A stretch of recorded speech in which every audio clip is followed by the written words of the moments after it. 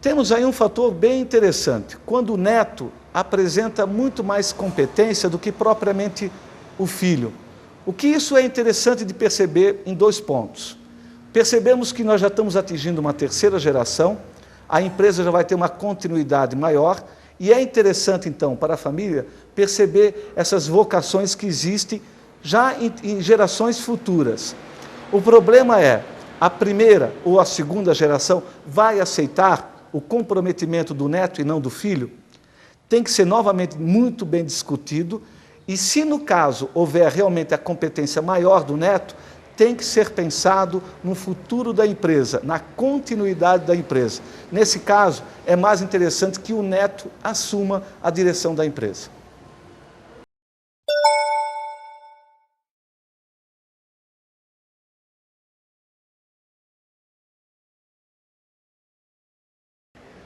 A questão do jovem sucessor, e ele ainda está sendo lapidado, ele está ainda imaturo normalmente para o cargo, ela tem que ser colocada de forma muito transparente dentro do processo de sucessão. O profissional que vai fazer a sucessão do pai, ele tem que ser preparado para assumir um cargo, mas gradativamente, como nós mencionamos antes. Dessa forma, ele vai criando uma maturidade no decorrer do processo de sucessão. Então, não podemos pensar no processo de sucessão meses antes disso ocorrer. Não, são anos. Muitas vezes pode levar 10 anos esse processo.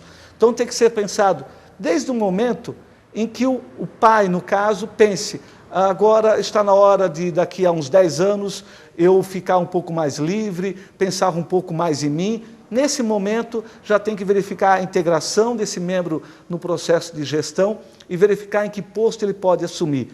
Lembrando, nem sempre a gerência é a melhor forma. Ele pode estar ao lado do pai, seguindo os passos do pai, entendendo todo o processo de como transcorre a questão da gestão, mas nunca dando a ele total responsabilidade e que ele assuma diretamente os rumos da empresa. Tem que ser dado condições de maturidade para esse profissional.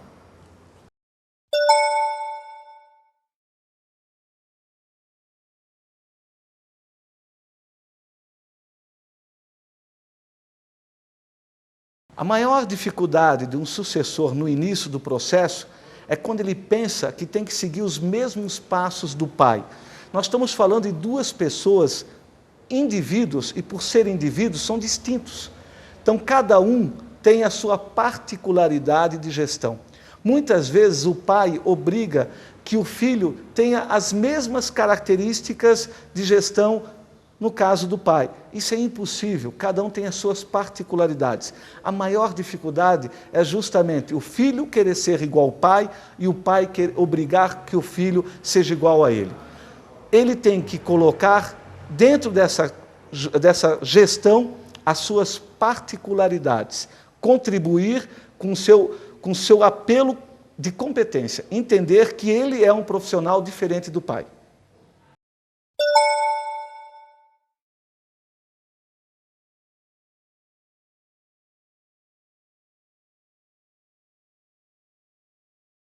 Um sucessor ainda jovem, iniciando o seu processo de entrada na empresa, até mesmo para ficar no lugar do pai, ele tem que pensar em nunca ficar num cargo onde ele seja obrigado a tomar responsabilidades que vai comprometer o rumo da empresa. Por exemplo, é comum colocar o profissional, filho, antes do processo de sucessão, já entrar na área comercial, lidar diretamente com o público, lidar diretamente com o cliente. Não, isso não é interessante. Deixa ele numa outra esfera, uma esfera de apoio, de suporte a outros departamentos, para ele compreender melhor a filosofia e a própria missão da empresa.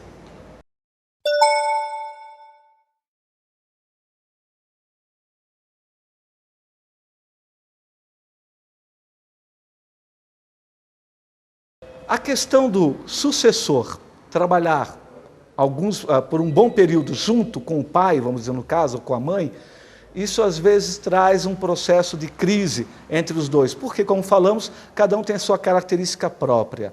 O que fazer para amenizar essa questão? Primeiro, determinar claramente qual é a função do filho ou da filha nesse processo de sucessão.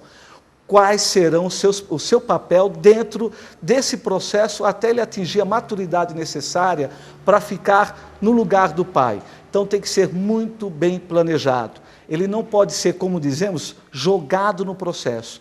Tem que ser muito bem discutido até mesmo antes da entrada dele dentro da empresa. Qual vai ser o papel dele, qual é o cargo que ele vai executar e a quem ele responde.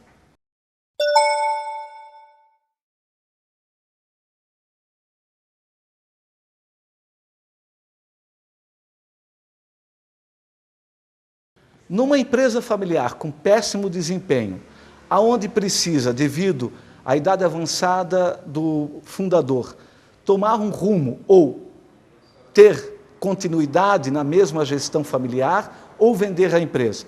Se não existe ninguém na família que possa assumir o papel de gestor e não há condição para buscar um outro gestor de fora, tem que defender o patrimônio da família. Muitas vezes, o melhor remédio nessa questão é a venda do hotel e defender o patrimônio da família.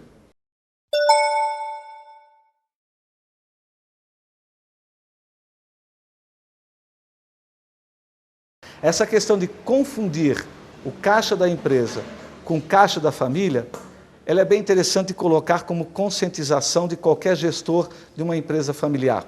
Existem histórias típicas. Certo período, como consultor, fui verificar um problema grave dentro de uma empresa, no caso um restaurante. E ele dizia que não tinha lucro. Depois de um período de mais ou menos 6 meses, de analisar todo o processo de movimentação do caixa dessa empresa, descobri que ele tinha lucro. O problema era justamente a retirada de dinheiro informalmente e o levar amigos, outros parentes, para usufruir da estrutura de alimentação do restaurante sem um controle devido. Então tem que tomar muito cuidado e separar claramente o que é uma pessoa jurídica e o que é uma pessoa física dentro de uma estrutura familiar.